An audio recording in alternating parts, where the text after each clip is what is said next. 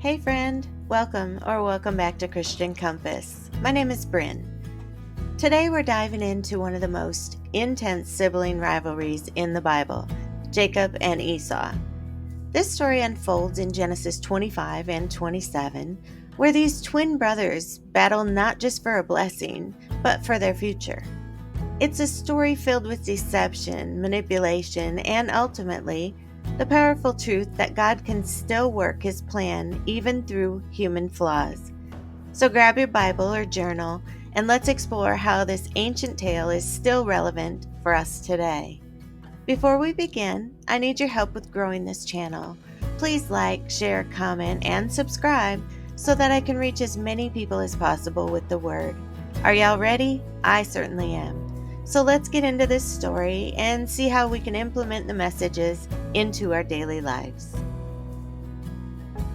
Jacob and Esau were born to Isaac and Rebekah, and from the very beginning, there was conflict.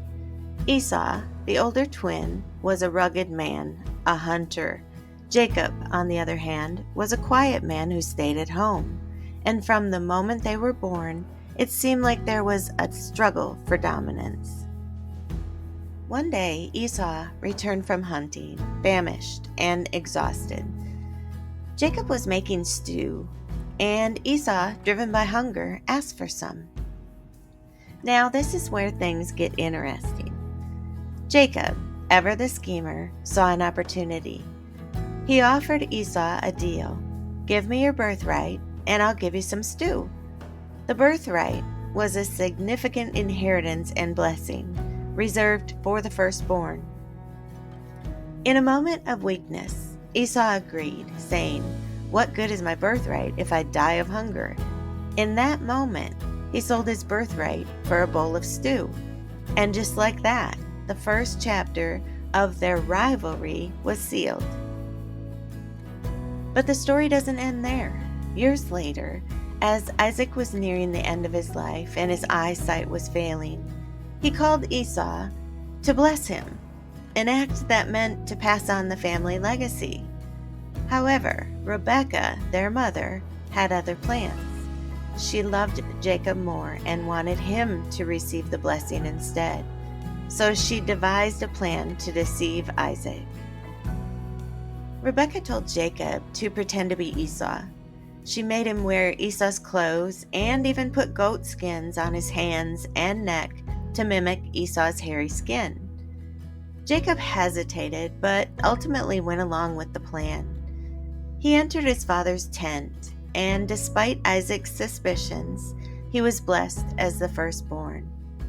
When Esau returned and discovered what had happened, he was furious and begged for a blessing, but it was too late. The blessing had already been given to Jacob.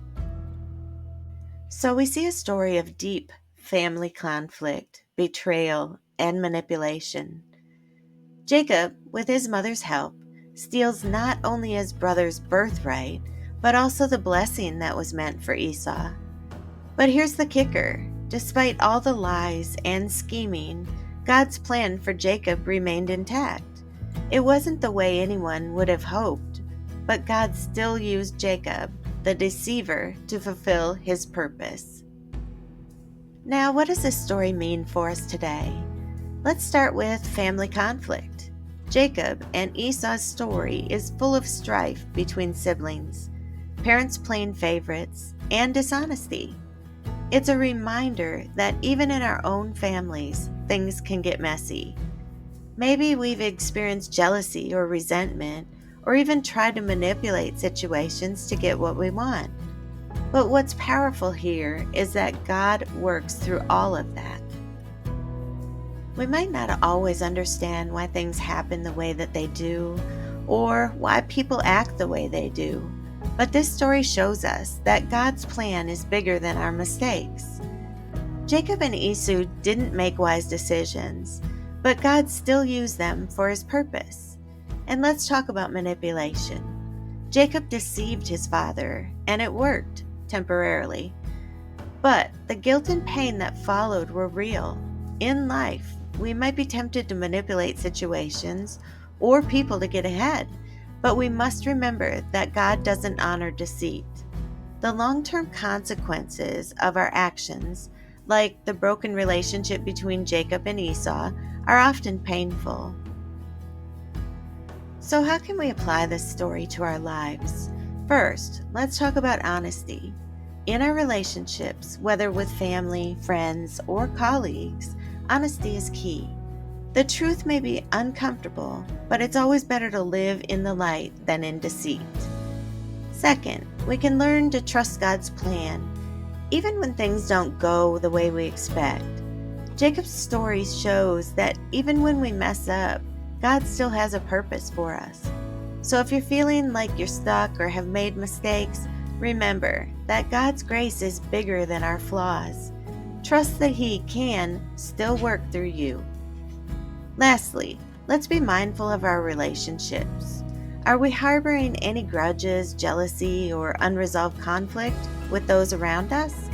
Jacob and Esau's rivalry caused years of pain, but forgiveness can break that cycle. So that's the story of Jacob and Esau, the struggle for blessing. A story of conflict, deceit, and ultimately God's unshakable plan. Let's remember that while we may falter, God's purpose for our lives remains secure. Thank you for tuning in today.